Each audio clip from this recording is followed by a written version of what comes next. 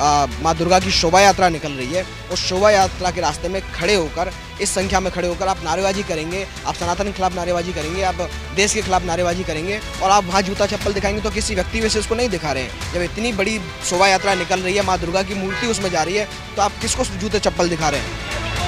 कौन जेएनयू की दशा को खराब करने की कोशिश?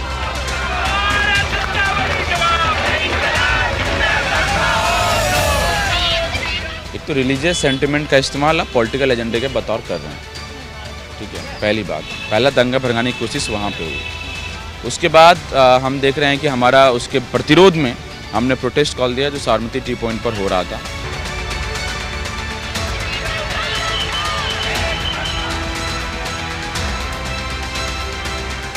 महिषासुर जिंदाबाद, माँ दुर्गा मुर्दाबाद, इस तरह के नारे लगाए गए हैं और उसके बाद उन्होंने चप्पल दिखाना शुरू कर दिया दुर्गा माता की मूर्ति को।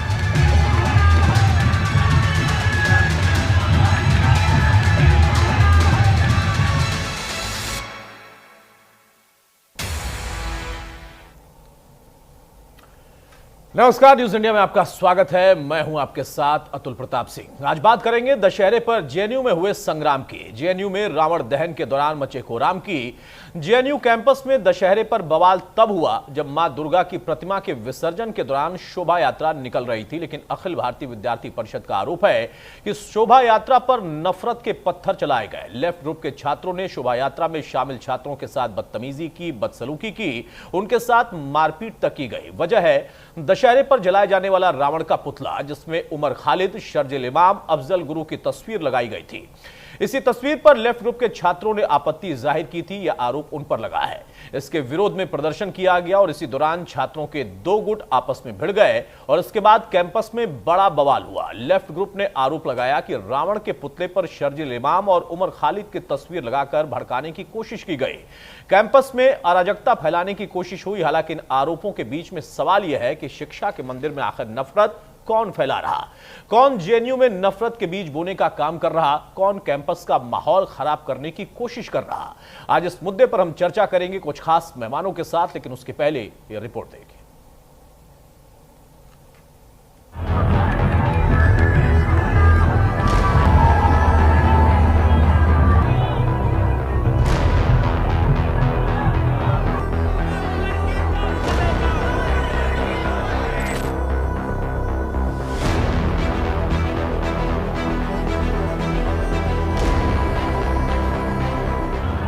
हंगामा, नारेबाजी और बवाल के बीच एक ओर लहराता भगवा झंडा और दूसरी ओर चप्पल दिखाकर भड़काने, उकसाने की कोशिश। ये तस्वीरें हैं दिल्ली के जवाहरलाल यूनिवर्सिटी की, जहां दशहरे पर दंगल छिड़ गया। मूर्ति विसर्जन और रावण दहन के दौरान जेएनयू में बड़ा बवाल हो गया।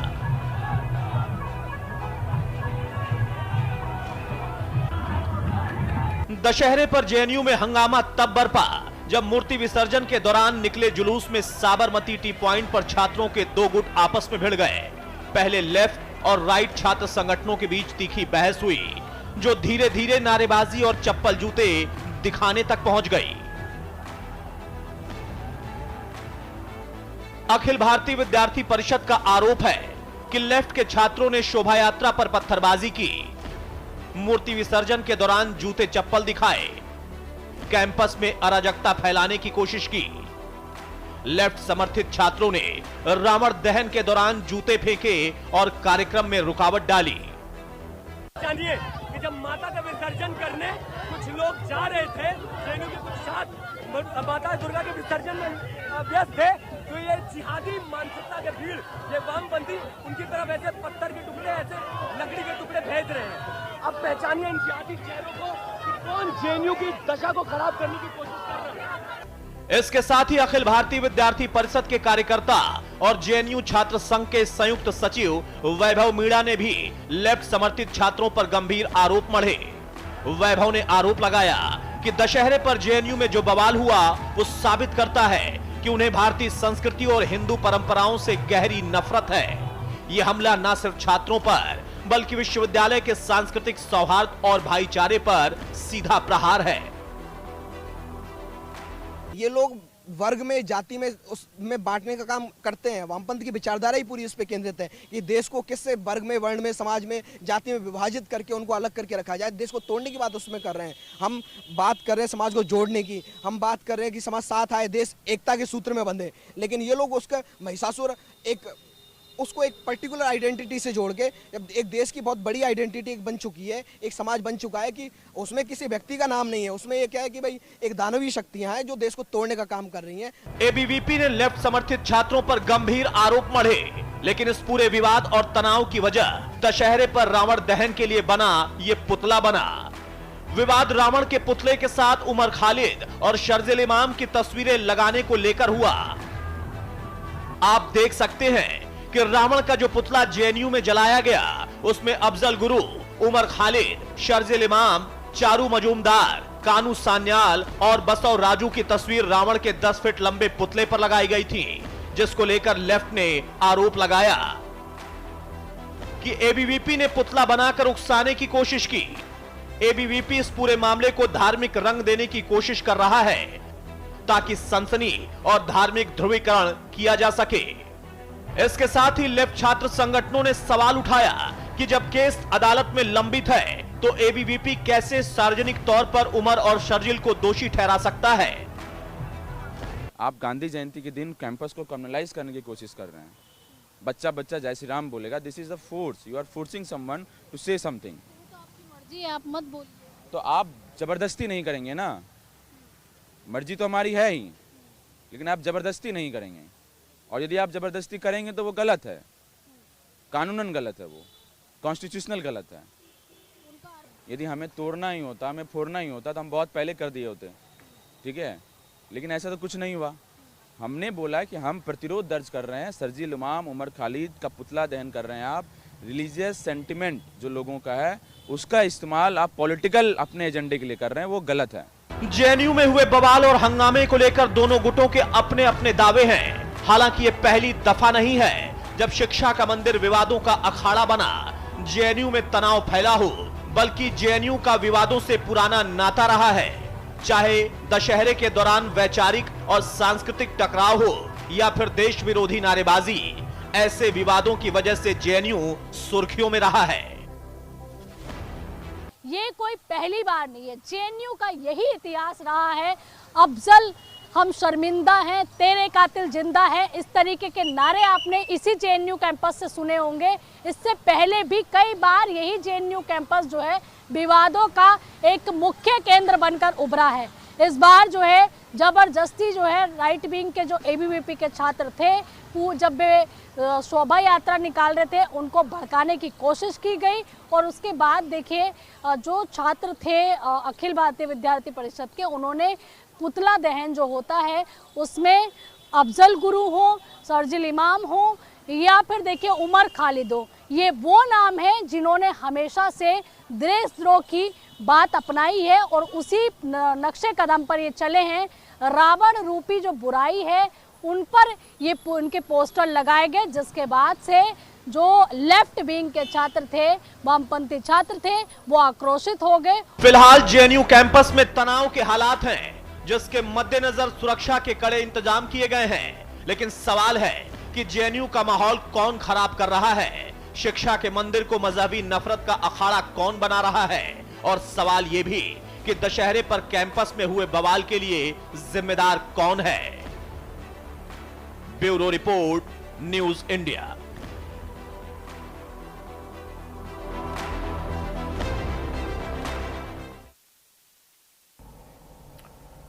तो दशहरे पर एक बार फिर से जेएनयू में संग्राम हो गया, लेकिन असल वजह क्या है, आरोपों में कितनी सच्चाई है दोनों या तीनों पक्षों की तरफ से। हमारे साथ कुछ खास मेहमान हैं, उसमें आपको तारुफ कराता हूं। चर्चा में आगे बढ़ते हैं। शिखा स्वराज हमारे साथ है, जो कि कार्यकर्ता है, एबीवीपी से जुड़ी है, बहुत स्वागत है शिखा आपका। विकास अनुसाई से हमारे साथ, बहुत स्वागत है विकास आपका। वैभव मीणा है, संयुक्त सचिव है जेएनयू से, बहुत स्वागत है वैभव आपका। निपुण हमारे साथ है, राजनीतिक विश्लेषक के तौर पर, बहुत स्वागत है निपुण आपका। और साथ में अभिषेक भी हमारे साथ होंगे। सबसे पहले शिखा, शुरुआत में आपसे ही कर रहा हूं, जो आरोप लगे हैं कि उकसाने की कोशिश की गई एबीवीपी की तरफ से, इसमें कितनी सच्चाई है और आप लोगों के क्या तर्क हैं? क्या वाकई आप लोगों ने वो तस्वीरें लगाई थी किसी भी प्रतीक के तौर पर, या फिर उस तस्वीर के माध्यम से कोई संदेश भी दे रहे थे, क्योंकि वो उकसाने वाली प्रक्रिया में आ जाता है, ऐसा कहना है लेफ्ट का भी और एनएसयूआई का भी। नमस्ते, मेरी आवाज आ रही है आपको? आ रही है, शिखा बोले। Thank you for inviting us first of all. पहली बात, शुरुआत जो आपने करी ना कि उकसाने वाली बात और जेएनयू में ऐसा क्यों होता है, ऐसा क्या हो गया कि हर बार जेएनयू से ही ऐसी खबर निकल कर आती। तो मैं आपको बता दूं, उकसाना मतलब देवी का जो पूजा होता है, 9 दिन की पूजा में बहुत शांति से, संपन्नता से, हजारों की संख्या में जेएनयू के स्टूडेंट्स ने पार्टिसिपेट किया। गरबा नाइट हुआ, लोगों ने पूजा की, सुबह शाम आरती हुआ। लास्ट में विसर्जन का समय आया, सबने देवी की प्रतिमा को hostel to hostel Durga Puja समिति ने घुमाया और उसमें काफी अच्छे संख्या में स्टूडेंट्स, जेएनयू के नॉर्मल कॉमन स्टूडेंट्स ने पार्टिसिपेट किया। हम लोग घूम रहे थे। लास्ट में एक समय आता है वहां पे, और मैं आपको बता दूं, दुर्गा पूजा किस चीज का प्रतीक है। जब हम विजयदशमी मनाते हैं, जब हम ये देखते हैं कि दुर्गा जी ने महिषासुर का वध किया, तो Mahishasur symbolizes what? Symbolizes something which is evil, something which is एक ऐसी शक्ति, आसुरी शक्ति जो सत्य के साथ नहीं है, जो अंधेरे का प्रतीक। तो अंधेरे का प्रतीक आज की कंटेम्परेरी चीजों में हम किसको लेते हैं? Someone who tries to destabilize the state, someone who tries to destabilize the harmony in the present society, जो शांति, सौहार्द, संपन्नता, सामाजिक समरसता बिगाड़ने की कोशिश करे, देश में आग लगाने की कोशिश करे, वो डीमन होता है, वो अशांति फैलाता है। उसको हम महिषासुर की तरह सिंपलाइज कर सकते हैं। जैसे कि आप देखेंगे कि दशहरा की जब पूजा होती है तो दुर्गा जी की जो प्रतिमा बनाई जाती है, उनके अष्टभुजाएं, एक औरत का, एक महिला का स्वरूप दिया जाता है। उसके आठ हाथ होते हैं उनके, जिनमें वो हर एक काम करती है। तो हम सिंपलाइज, पर्सोनिफिकेशन होता है। ठीक उसी तरह से अफजल गुरु कौन है, शर्जील इमाम कौन है, इनको कोई भी तथ्य, कोई भी फैक्ट, यहाँ पे बैठे जितने भी पैनलिस्ट हैं, और for that matter any intellectual in across the state, कोई ये जस्टिफाई नहीं कर सकता कि उनके स्टेटमेंट्स, उनके कृत्य, उनके एक्शंस, उनके थॉट्स में क्लैरिटी नहीं है कि वो एंटी स्टेट हैं। एंटी स्टेट का मतलब शिखा स्वराज, एंटी शिखा स्वराज नहीं है वो, एंटी एक पर्टिकुलर पार्टी नहीं है वो, एंटी एक पर्टिकुलर भगवा जो हम लोग कहते हैं कैंपस में, उनके अगेंस्ट में नहीं है। वो लोग पर्टिकुलरली एंटी स्टेट हैं। वो कोई भी स्टेट रहे, आज का एक पार्टी है, कल दूसरी पार्टी आएगी, वो एंटी स्टेट है। Someone who is completely anti state, उनको हम आज के टाइम में जो माओइज्म, नक्सलिज्म फैला रहा है इस देश में, उनको हमने महिषासुर का नाम दिया। आगे जाके फिर वही चीजें, जब प्रोसेशन आगे आया, दूसरी चीज मैं आपको बता दूं कि इन लोगों ने पर्चा निकाला कि हम इसका विरोध करते हैं। चलिए, आप डेमोक्रेसी में हैं, मैं किसी चीज को मान रही हूँ, आप किसी चीज को मान रहे हैं, आपने विरोध किया। विरोध कर जताने का आपका जो वेन्यू था, जो जगह था, वो कहीं और था। आप उसको घुमा फिरा के कहाँ लेके आए? वहां पे जहां हमारा दुर्गा पूजा का, देवी की मूर्ति का विसर्जन का जो शोभा यात्रा जहां से जा रही थी, आप उसके पास लेकर आए। आप चाहते थे कि सामाजिक सौहार्द बिगड़े, आप चाहते थे कि इस चीज को दंगे के रूप में, ये कौन चाहता था शिखा? ये आप जो शब्द है, उस आप में बहुत लोग आते हैं। क्या वहां पर अनुयायी के लोग थे, वो आप में है? क्या वहां पर एसएफआई के लोग थे या लेफ्ट विंग के लोग थे, वो आप में है? या कॉमन जो किसी भी विचार से नहीं है, वो एक छात्र है, वो भी उसमें शामिल था या नहीं शामिल था? आपका मतलब, मेरा मतलब है, क्योंकि नॉर्मल मीडिया में या हर जगह, जेएनयू में, मैं घर भी जाती हूँ, या नॉर्मल स्टूडेंट जेएनयू का जब घर जाता है तो उसको कहा जाता है कि जेएनयू से आवाज आती है, जेएनयू से ऐसा होता है। पूरा जेएनयू एंटी नेशनल नहीं है। पूरा जेएनयू नॉर्मल स्टूडेंट्स हैं, पढ़ने आए हैं, अपने करियर बनाने आए हैं, अपने लिए और अपने देश के लिए अच्छा करने आए। जब मैं आप कह रही हूँ तो आपका मतलब है सर्टेन ऑर्गेनाइजेशन, जिसको हम वामपंथी विचारधारा, लेफ्टिस्ट ऑर्गेनाइजेशंस कहते हैं, जिनकी विचारधारा माओ, स्टालिन, लेनिन, इनसे निकल रही है, जिनका कहना है कि क्रांति सिर्फ बंदूक की नली और गोली से ही आ सकती है, उसके अलावा कोई नहीं। जो चाहते हैं कि इंडिया में वही वाली क्रांति है जिसमें ब्लड शेड, ऐसा वाला क्रांति का, वो माओ वाली, लेनिन वाली क्रांति का वेट करते हैं, जिसमें आयसा आता है, एसएफआई आता है, डीएसएफ आता है, अन्य डिफरेंट नाम से कलेक्टिव आता है, बासो आता है। ऐसे कई पार्टीज हैं जिनका नाम तक बाहरी दुनिया नहीं जानती शायद। वो यहाँ पे छोटे छोटे ग्रुप्स बना के एग्जिस्ट करते हैं, उनको खुद नहीं पता यहाँ का एग्जिस्टेंस, उनका एग्जिस्टेंस बाहर क्या है, कैंपस में उनके कितने कैडर्स हैं। बट एक सर्टेन टाइम आएगा, ऐसे ऐसे प्रोफेशन जब निकलेंगे, ऐसी ऐसी चीजें जब होगी, जब उमर खालिद या शर्जील इमाम या अफजल गुरु जैसे, कौन कहेगा अफजल गुरु एक देशभक्त है? कौन कहेगा, कौन डिफेंड करने आएगा अफजल गुरु को? जो इस तरह के कृत्यों में शामिल रहा हो, जो इसको कर सकता है डिफेक्ट, वो सर्टेन वामपंथी विचारधारा ही हो सकती है। क्या उन लोगों ने विरोध के नाम पर मारपीट भी की? क्या उन लोगों ने बदसलूकी करने की कोशिश की? ऐसा आरोप आप लोगों की तरफ से लगा, इसमें कितनी सच्चाई है? ऑफ कोर्स किया।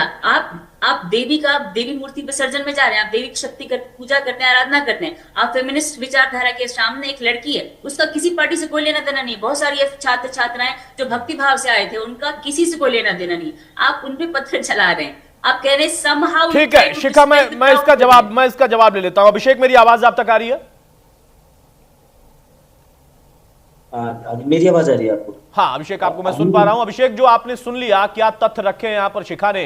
उनका कहना है कि हमने उनका विरोध किया जिनको हम राक्षसी प्रवृत्ति मानते हैं, डिमन मानते हैं आज के समाज में या उस दौर में, जिसके प्रतीक के तौर पर वहां पर हम लोग एक दहन की प्रक्रिया को कर रहे थे। लेकिन आप लोगों ने उसे उकसाने का एक अलग तरीके का रवैया बताया और विरोध के नाम पर उस जगह पर नहीं गए, बल्कि वहां पहुंच गए जहां पर आपने विरोध के लिए जगह तय नहीं की थी। कितनी सच्चाई है?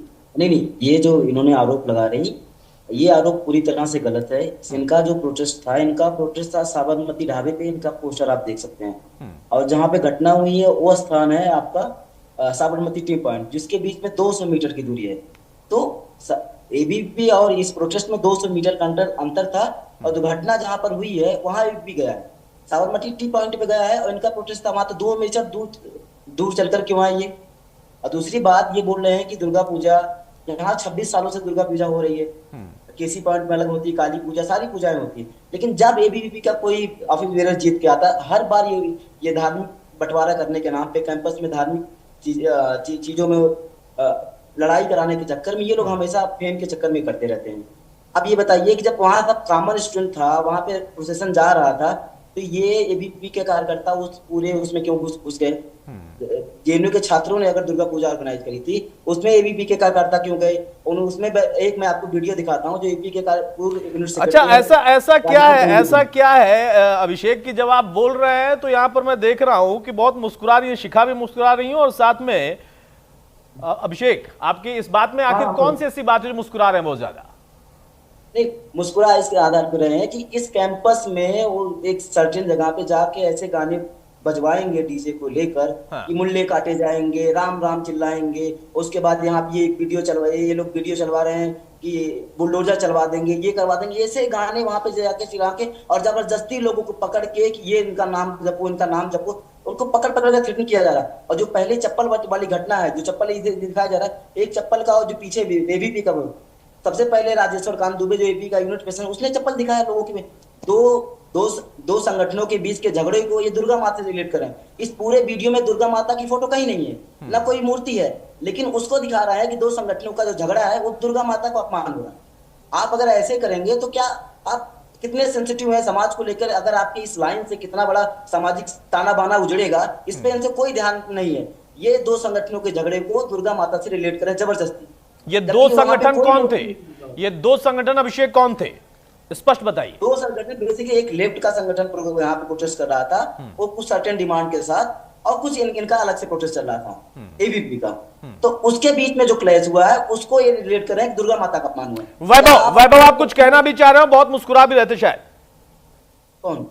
हाँ भाई जी, अभी हमारे जेएनयू के साथी ने अपनी बात रखी। ये लोग बताए कि यहाँ हमारा कार्यक्रम था रावण दहन का।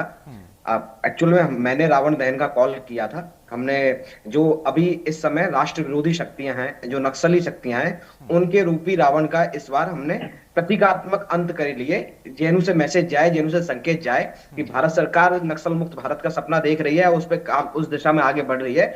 और जो विश्वविद्यालय हमेशा से वामपंथी विचारधारा के, नक्सली विचारधारा के गढ़ रहे हैं, जहां से ऐसी कंस्पिरेसी भी हुई है, ऐसे नारे भी लगे हैं कि भारत को तोड़ने की साजिशें जहां से हुई हैं, वहां से एक ऐसा मैसेज जाए कि अब विश्वविद्यालय उन नक्सल विरोधी गतिविधियों का गढ़, नक्सल वाली गतिविधियों का गढ़ नहीं है। यहाँ से राष्ट्र प्रेम की, राष्ट्रभक्ति की चीजें सामने आएंगी। जेएनयू की एक बैड इमेज इन लोगों ने जो क्रिएट की, उसको हम ठीक करने का काम कर रहे थे। हमने उन असुरी शक्तियों का, उन नक्सली रूपी दानव का, उस रावण का दहन किया। हमारा जो कार्यक्रम था, इनका जो कार्यक्रम था, जैसा कि शिखा जी ने बताया कि वो कार्यक्रम का वेन्यू दूसरी जगह था, लेकिन इन्होंने वेन्यू चेंज किया अचानक से, सिर्फ इसलिए, ये सुनियोजित था, पूरी योजनाबद्ध इनका कार्यक्रम था कि बराक छात्रावास इनका जो वेन्यू था, वहां से ये लोग साबरमती टी पॉइंट पर आते हैं। और साबरमती टी पॉइंट इन्होंने क्यों चुना?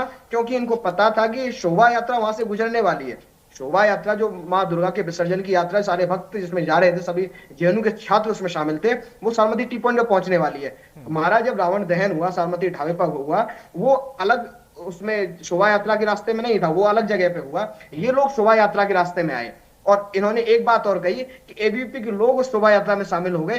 भाई हम हिंदू हैं, हम सनातन संस्कृति के लोग हैं, हम दुर्गा पूजा में शामिल रहे, हमने 9 दिन वहां पूजा की है, व्रत उपवास रखे हैं। हमारी शोभा यात्रा जब माँ दुर्गा की विसर्जन यात्रा निकल रही है तो हम जैनों का सभी समुदाय जो सनातन को मानता है, जो हिंदू समुदाय है, वो जाएगा उसमें आप आपत्ति करें कि एबीवीपी वाले उसमें नहीं जाएंगे? ये तो बड़ी हंसी की बात है कि आप इस तरह की बात कर रहे हैं और ये बड़ी आश्चर्य की बात है कि इस तरह की। और आप संगठनों की बात की, आप ये बताएं कि आप किस संगठन से हैं और आप इस सवाल का जवाब दें कि जब आपका वेन्यू बराक हॉस्टल था तो आपने साबरमती टी पॉइंट क्यों आए? आपने जब शोभा यात्रा वहां पहुंची तो सनातन के विरोध में आपने नारेबाजी क्यों की? आपने शोभा यात्रा पे पथराव क्यों किया? आपने लकड़ी की ठीक है अभिषेक, बहुत जल्दी से इसका एक काउंटर करिए, उसके बाद मैं विकास के पास जाऊंगा। जो बात वैभव कह रहे हैं कि आपने सनातन का और शोभा यात्रा का विरोध कर रहे हैं। अब सुनिए, ये जो बता रहे हैं, पहले इनका जो प्रोग्राम था पुतला दहन का, आपने बारात में रख के साबरमती टी पॉइंट क्यों चेंज किया? आप ये भी बताइए ना। साथ में ये भी बताइए कि पहले बारात में आपने कॉल दी थी अपने एबीवीपी के लोगों द्वारा कि बारात में पुतला दहन होगा, उसको आपने चेंज कर साबरमती ढाबे में क्यों ले गए? पहली बात आपकी बात फैक्चुअली गलत है। एबीवीपी ने कॉल नहीं दिया था, आपका पुतला दहन प्रोग्राम गलत था, 1-2 लोग थे, आपका पुतला दहन प्रोग्राम हो भी नहीं पाता। पूरी तरह गलत है। अच्छा अब सभी लोग एक सेकंड वैभव आप भी रुक जाइए, अभिषेक आप भी रुक जाइए, एक सेकंड। छात्रों के बीच जो आप तनाव की स्थिति पैदा कर रहे हैं, ये बहुत गलत बात है। ये वामपंथ की आदत रही है। ठीक है, अभिषेक और वैभव अब आप दोनों लोग शांत हो जाइए, अब आप दोनों लोग शांत हो जाइए। जाति वर्ण वर्ग भेद में विभाजित करने की बात हुई है, विभाजनकारी शक्तियों ने किया है। आपका चरित्र रहा है, आप समाज को तोड़ना चाहते हैं। आपके पास जब कोई काम नहीं बचता, आप निर्माण का एक कार्य मुझे गिरा दें। ये लेफ्टिस्ट लोग पूरे कैंपस में, पूरे देश में, इन्होंने देश को जोड़ने का, समाज को जोड़ने का। अच्छा भाई, अब मैं फिर से दोहरा रहा हूँ, मेरी आवाज आ रही है? वैभव अभिषेक दोनों शांत हो जाए भाई। ठीक है, डिबेट का मतलब ये नहीं है जेएनयू कैंपस में पूरी रात वाली डिबेट मत करिएगा। मेरे पास 1 ही घंटे होते हैं, उसी में सम अप करना है। आप लोग करते होंगे पूरी रात डिबेट, मुझे पता है, बहुत अच्छे से पता है। यहां पर 1 घंटे में सबको मौका देना है, उसको सम अप भी करना है। अब आप लड़ने लगेंगे कि साबरमती ढाबे पर ही लोकेशन तय था, तो यहां पर भी तय 1 ही घंटे में सब कुछ तय कर लेना है, सारे लोगों को मौका भी देना है और फिर कंक्लूड भी कर लेना है। अब जल्दी से एक टिप्पणी में चाहूंगा विकास आपकी, क्या ये लेफ्ट बनाम एबीवीपी ही था या एनएसयूआई भी कहीं भूमिका निभा रहा था? उसने भी कोई लोकेशन तय किया था? और असल में क्या हुआ था? दोनों के आरोपों में क्या सच्चाई है और कौन झूठ बोल रहा?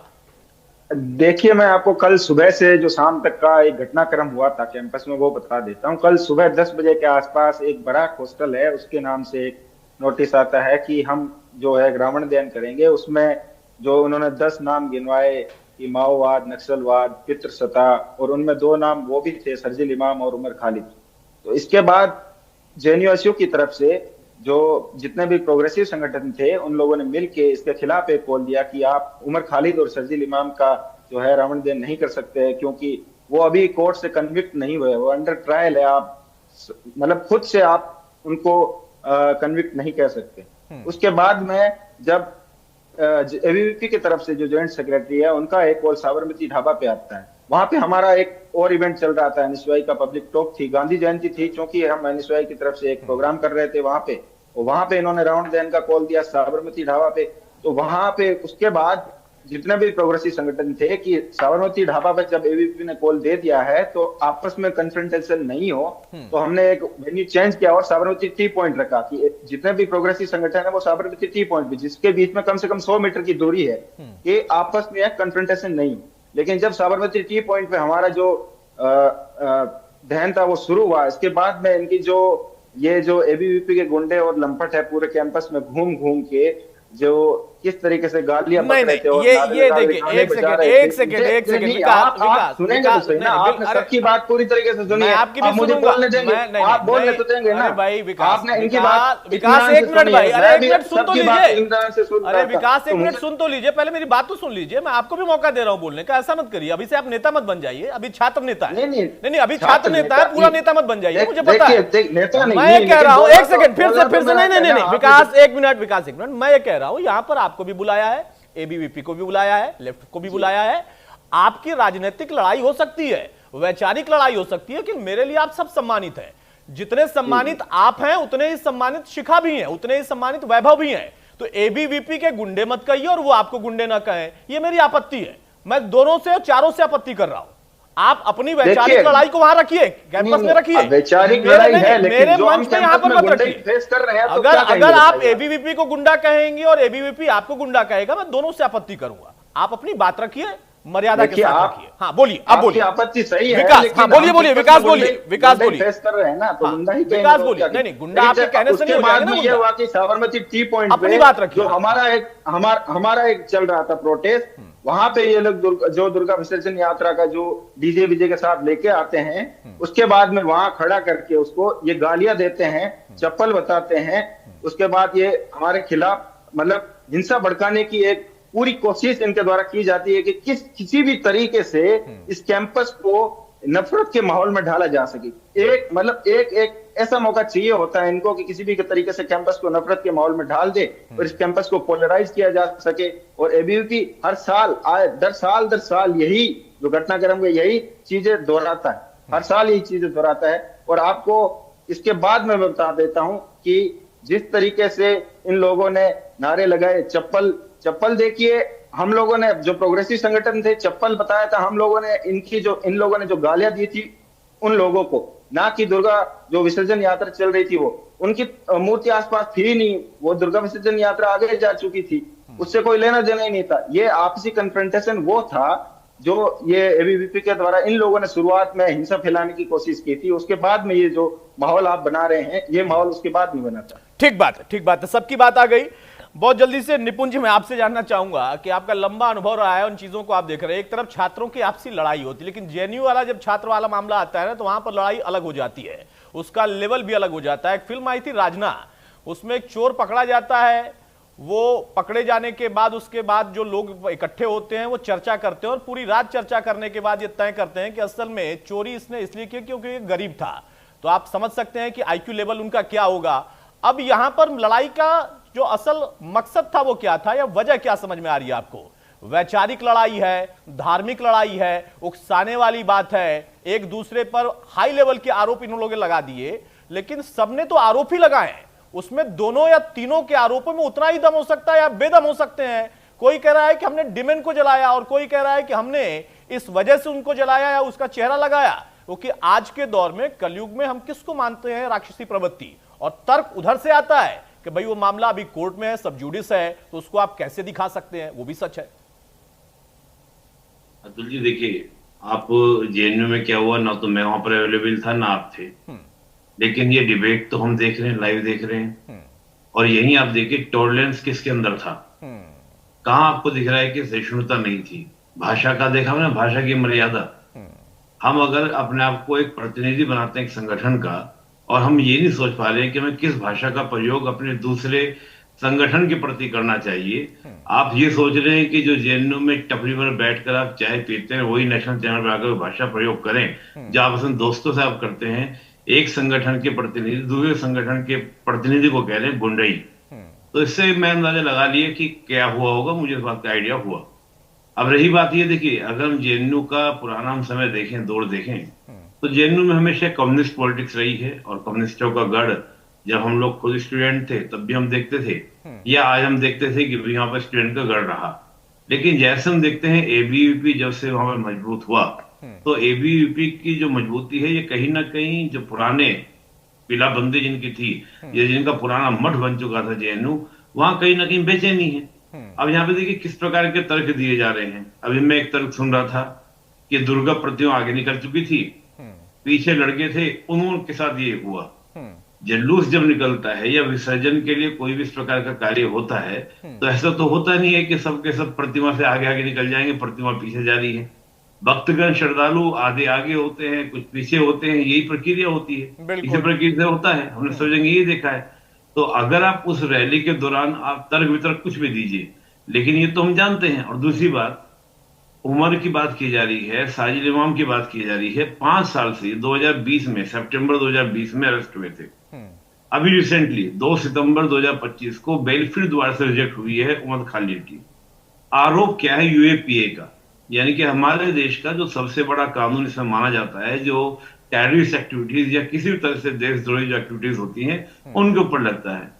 5 साल से कोई जेल में है, क्या आप हमारी न्यायपालिका को ऐसा मानते हैं कि हमारे यहाँ पर लॉ ऑफ जस्टिस नहीं है या हमारे नेचुरल जस्टिस नहीं चलता है? 5 साल से आप उनको जमानत दिला पा रहे। बीच में सिर्फ एक बार जमानत दी गई थी, वो भी बहुत शॉर्ट टर्म में, जब उनकी बहन की शादी थी।